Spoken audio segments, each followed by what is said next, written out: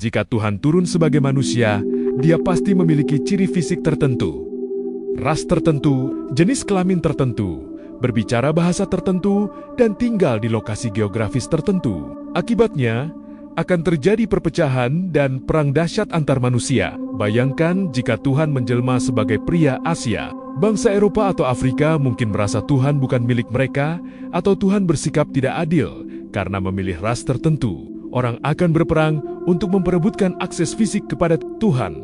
Siapa yang tinggal dekat dengan Tuhan akan merasa lebih suci daripada yang jauh. Masalah keadilan sosial pun menjadi krusial. Dalam wujud manusia, kehadiran Tuhan akan menciptakan hierarki sosial baru yang sangat timpang.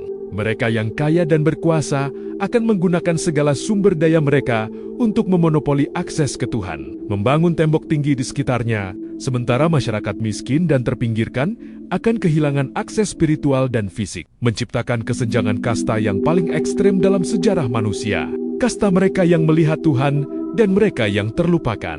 Tuhan sebagai zat gaib memungkinkan Dia untuk hadir di mana saja dan mendengar doa siapa saja secara bersamaan, dari raja hingga pengemis. Namun jika Tuhan berwujud manusia, akses ke Podenia menjadi birokratis dan fisik. Untuk mengadu kepada Tuhan, Anda harus mengantre, membeli tiket perjalanan, atau membuat janji temu. Keadilan Tuhan menjadi terbatas oleh ruang dan waktu. Bagaimana mungkin satu sosok manusia mendengar miliaran doa secara bersamaan tanpa kepalanya meledak secara biologis? Lebih jauh lagi, muncul dilema etika yang membingungkan. Bagaimana kita harus bersikap secara etis kepada Tuhan yang berwujud manusia? Jika Dia lapar, apakah kita berdosa jika tidak memberinya makan? Jika Dia lelah, apakah kita melanggar kewajiban spiritual karena membiarkan Dia beristirahat? Kehadiran fisik Tuhan menuntut standar etika yang mustahil dipenuhi oleh keterbatasan manusia, menciptakan beban moral yang luar biasa berat bagi setiap individu yang berinteraksi dengannya. Sejarah membuktikan bahwa manusia cenderung memusuhi apa yang tidak mereka pahami atau apa yang mengancam kekuasaan mereka. Jika Tuhan menjadi manusia dan mengajarkan kebenaran yang mengganggu penguasa korup, Tuhan bisa ditangkap, disiksa, dipenjara, atau dibunuh. Manusia bisa melakukan dosa terbesar, membunuh penciptanya.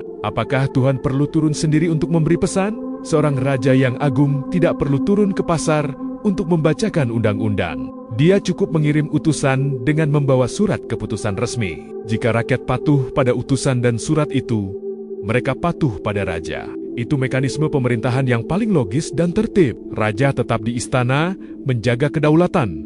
Sistem berjalan melalui delegasi. Sebagai manusia, dengan akal sehat, saya menyimpulkan, lebih masuk akal jika Tuhan tetap misterius, tak terlihat, dan maha besar di atas sana. Mengapa?